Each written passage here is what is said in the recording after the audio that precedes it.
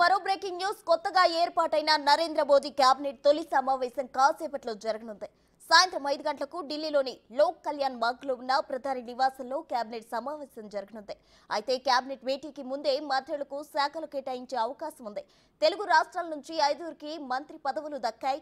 ఏ శాఖలు ఎవరికి దక్కుతాయోనని ఉత్కంఠ నెలకొంది.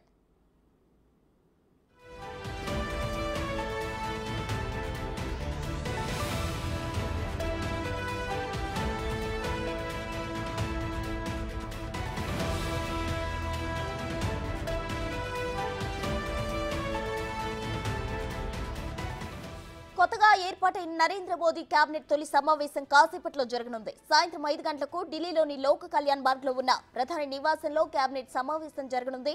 అయితే కేబినెట్ భేటీకి ముందే మంత్రులకు శాఖలు కేటాయించే అవకాశం ఉంది. తెలుగు రాష్ట్రాల నుంచి 5గురికి మంత్రి పదవులు దక్కాయి. ఏ శాఖలు ఎవరికి దక్కుతాయోనని ఉత్కంఠ నెలకొంది.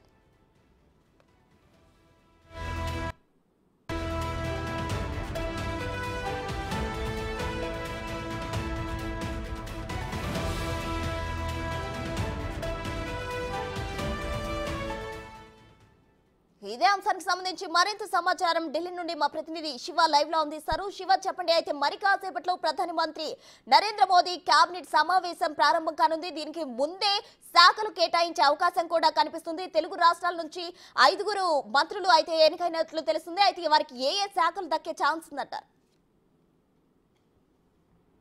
రైట్ ప్రస్తుతం మరి కాసేపట్లోనే ప్రధాని నరేంద్ర మోడీ నివాసంలో నూతనంగా ఎన్నికైన కేబినెట్ మంత్రులు అంటే తొలి కేబినెట్ సమావేశం అనేది ఈరోజు మరి కాసేపట్లో సాయంత్రం 5 గంటలకు ప్రధాని నరేంద్ర మోడీ అధ్యక్షతన మోడీ నివాసంలో ప్రారంభం కాబోతుంది. ఇప్పటికే తెలుగు రాష్ట్రాల నుంచి ఆంధ్రప్రదేశ్ నుంచి శ్రీకాకుళం ఎంపీ రామ్మోహన్ నాయుడు, ఇటు తెలంగాణ నుంచి కేంద్ర మంత్రి కిషన్ రెడ్డి ఇద్దరు ఇప్పటికే ప్రధాని నరేంద్ర మోడీ నివాసానికి చేరుకున్నారు. మరోవైపు ఈ కేబినెట్లో ఏదైతే కేబినెట్ హోదా కలిగిన 30 మంది మంత్రులు ప్రధాని నరేంద్ర మోడీ నివాసానికి చేరుకున్నారు.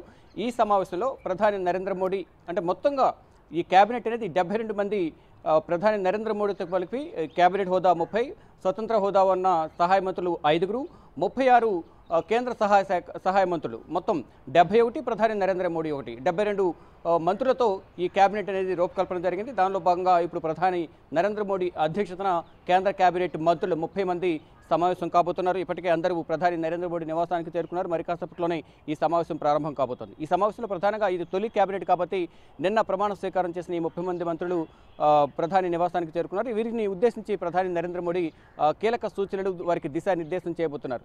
ఈరోజు నిన్న సాయంత్రం 7 గంటల 15 నిమిషాలకు ప్రధానిగా మూడవసారి ప్రమాణ స్వీకారం చేసిన తర్వాత ఈరోజు ఉదయం 10 గంటల 15 నిమిషాలకు ప్రధానమంత్రిగా మూడవసారి పదవి బాధ్యతలు చేపట్టారు. పదవి బాధ్యతలు చేపట్టిన వెంటనే 17వ విడత పీఎం సమాన్ నిధి 17వ విడతకు సంబంధించిన నిధులను 9.3 కోట్లకు పైగా రైతులకు లబ్ధి చేకూరే విధంగా 20,000 కోట్ల నిధులను ప్రధాని నరేంద్ర మోడీ విడుదల చేశారు. 100 రోజుల వ్యవధిలో వారు ఇచ్చిన సంక్షేమ పథకాలకు సంబంధించి కానీ మేనిఫెస్టోలు ఇచ్చిన హామీలకు సంబంధించి కానీ నెరవేర్చే విధంగా ఈ రూపకల్పన చేయబోతున్నారు. ఒక ప్రణాళికను సిద్ధం చేయబోతున్నారు.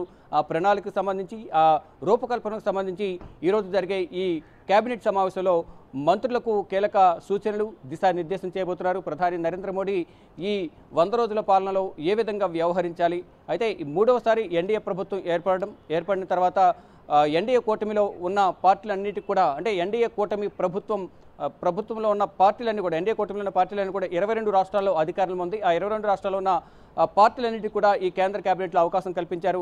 అంటే ఇక్కడ తెలంగాణకు సంబంధించి ఇద్దరికి ఒక కేంద్ర కేబినెట్, ఒక సహాయ మంత్రిత్వ శాఖ కేటాయించారు. ఆంధ్రప్రదేశ్కి సంబంధించి ఒక రెండు సహాయ మంత్రిత్వ శాఖలు, మరోవైపు ఒక కేబినెట్ హోదా కల్పించిన నేపథ్యంలో ఇక్కడ కొన్ని ఊహాగానాలు అయితే వ్యక్తమవుతున్నాయి. ఆంధ్రప్రదేశ్ సంబంధించి రామ్మోహన్ నాయుడుకు కేంద్ర కేబినెట్ హోదాలో అర్బన్ డెవలప్మెంట్ శాఖను కేటాయించే అవకాశం కనిపిస్తోంది.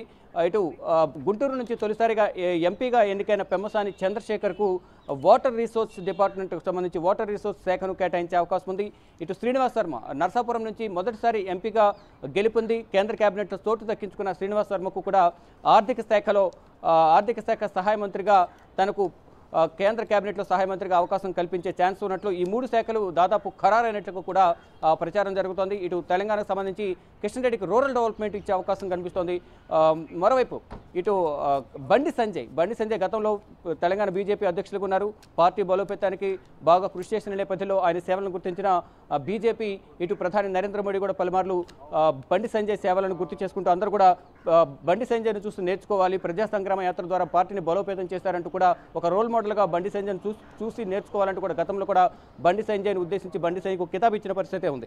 ఇలా ప్రతి ఒక్కరిని కూడా ఇటు బీజేపీలో కష్టపడి పనిచేసిన ప్రతి ఒక్కరిని గుర్తించి వారికి మంత్రి పదవులు ఇవ్వడం లేదా ఒక ఎంపీగా గెలిచేందుకు సహకరించడం, గెలుపొందిన తర్వాత కేంద్ర మంత్రివర్గంలోకి తీసుకోవడం ఇదంతా కూడా బీజేపీలో జరుగుతూ వస్తుంది. దానిలో భాగంగానే ఇప్పుడు కేంద్ర మంత్రివర్గంలో ఎన్డీఏ కూటమికి 11 కూటమికి మంత్రులకు అంటే బీజేపీకి కాకుండా ఓన్లీ కూటమికి సంబంధించి పార్టీలకు సంబంధించి మాత్రం 11 క్యాబినెట్లు ఇచ్చారు. ఇక తర్వాత సహాయ మంత్రులు కూడా ఎన్డీఏ కూటమి పార్టీలకు ఇచ్చారు. అయితే ఈ 11 ఉన్న శాఖల్లో గతంలో ఎవరైతే కేంద్ర ప్రభుత్వంలో 17వ లోక్సభకు సంబంధించి కేంద్ర కేబినెట్లో కేంద్ర మంత్రులుగా నిర్వహించారో వారందరూ మళ్ళా ఈ కేబినెట్లోకి తీసుకున్నారు. వారిలో కొన్ని శాఖల మార్పులు చేర్పులు చేసే అవకాశం కనిపిస్తుంది. ఇక ఈ సమావేశం అనంతరం ఎవరికి ఏ శాఖలు కాటేస్తారు ఈ 30 మంది కేబినెట్ మంత్రులకు సహాయ మంత్రులకు మొత్తం 71 శాఖలకు సంబంధించి కీలక ప్రకటన, అధికారిక ప్రకటన ఎవరెవరికి ఏ శాఖలు ఇస్తారనేది ఈ కేబినెట్ సమావేశం ముగిసిన తర్వాత తెలిసే అవకాశం కనిపిస్తోంది. ప్రస్తుతం